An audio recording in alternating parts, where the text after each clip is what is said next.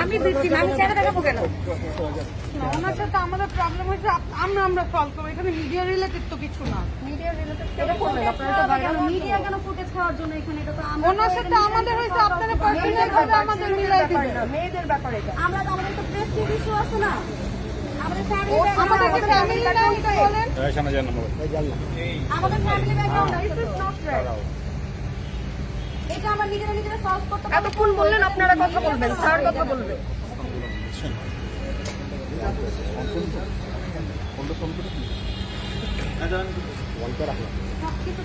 আপনারা দাঁড় করেন এক জায়গায়, ফুটেজ পাঠাইছি না, ফুটেজ কিসের? ফুটেজটা হবে কিসের জন্য? আমাদের সাথে বলেন আবার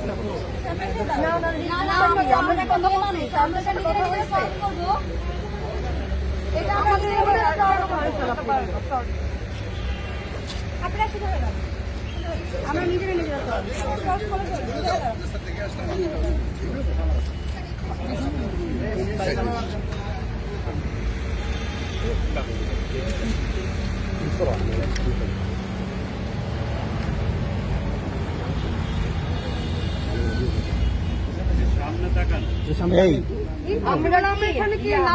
এখানে কি আমরা যাই নিয়ে করতেছি নাকি? বুঝলাম না। আপনাদের সাথে এখানে আমাদের মুখ দেখাতে হবে আপনাদেরকে।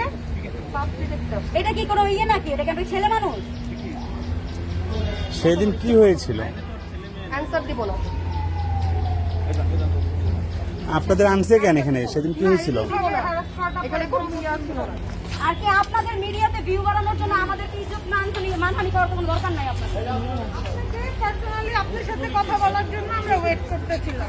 আপনারা কথা বলেন না, কথা বলেন। এটা ছিল দরকার ছিল। ঝগড়া করবেন না, কথা বলেন। বলবো না, আমার মান সম্মান নিয়ে আপনার মান সম্মান ঠিক আছে?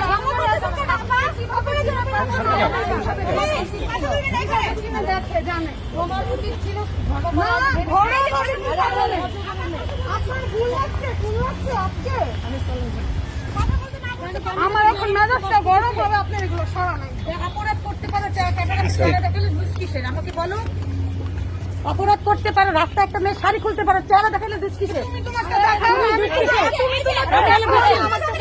আমি ভিকটিম, আমি ভিকটিম, আমি কেন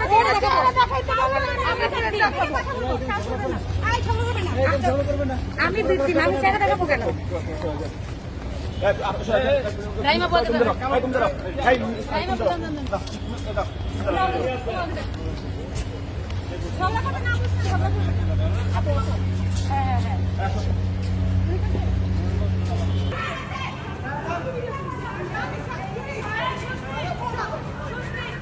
এই মহিলাগুলি আবার তারা ভাট থেকে বের হয়ে তারা রাস্তার মধ্যে গিয়ে যে পাবলিক নয়সেন্স করলেন এবং গুলশান সোসাইটির মানুষ প্রত্যেকেই তা দেখলেন এবং তারা ভিডিওতে ধারণ করলেন এবং সামাজিক যোগাযোগ মাধ্যমে এগুলি ভাইরাল করলেন। আমরা তো এই নগরে আমরা সবাই বাস, নগরে বাস করতে গেলে নগরের কিছু নিয়ম কানুনও আছে। এখন যে কেউ যদি লাইসেন্স থাকে, যে কোনো পুরুষ বা মহিলার যদি লাইসেন্স থাকে, সে বৈধ যে ভারগুলি আছে সেখানে গিয়ে তার লাইসেন্সের নিয়ম অনুযায়ী সে তার মত পান করতে পারে, এতে আইনগত কোনো বাধা নেই।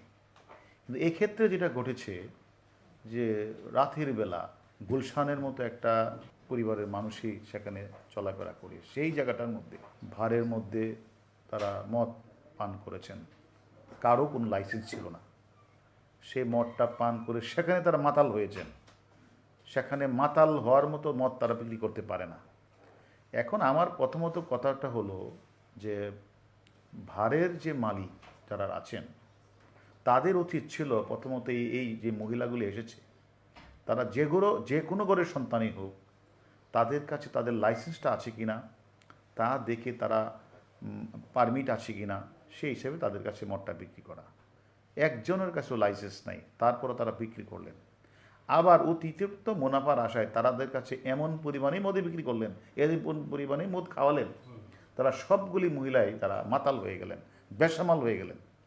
এবং তাদেরকে উচিত ছিল বার কর্তৃপক্ষের নিয়ন্ত্রণ করা, সেটা তারা নিয়ন্ত্রণ করলেন। এই মহিলাগুলি আবার তারা ভাট থেকে বের হয়ে তারা রাস্তার মধ্যে গিয়ে যে পাবলিক নয়সেন্স করলেন এবং গুলশান সোসাইটির মানুষ প্রত্যেকেই তা দেখলেন এবং তারা ভিডিওতে ধারণ করলেন এবং সামাজিক যোগাযোগ মাধ্যমে এগুলি ভাইরাল করলেন। এতে আমি মনে করি আমাদের সমাজের, আমাদের দেশের সাধারণ মানুষ যারা এই ভিডিওগুলি দেখবে, তারা আসলেই যে আমাদের এই দেশে যে এরকম যে নগর সভ্যতায় এরকমভাবে রাস্তায় মহিলারা দাঁড়িয়ে এরকম মারামারি করবে, মাতলামি করবে, অসভ্য আচরণ করবে, এটা আসলে কোনো অভিভাবকই মেনে নিতে পারে না। তাই আমার বিনীত অনুরোধ থাকবে, এরা কারো না কারো ঘরের সন্তান, কিন্তু আমার বিনীত অনুরোধ থাকবে অভিভাবকবৃন্দের কাছে যে আপনার সন্তান মেয়েরা এই যে ভোর শেষ রাতে কোথায় যায়, কোথায় গিয়ে কি করছেন, এটা আমাদের খোঁজখবর রাখা উচিত।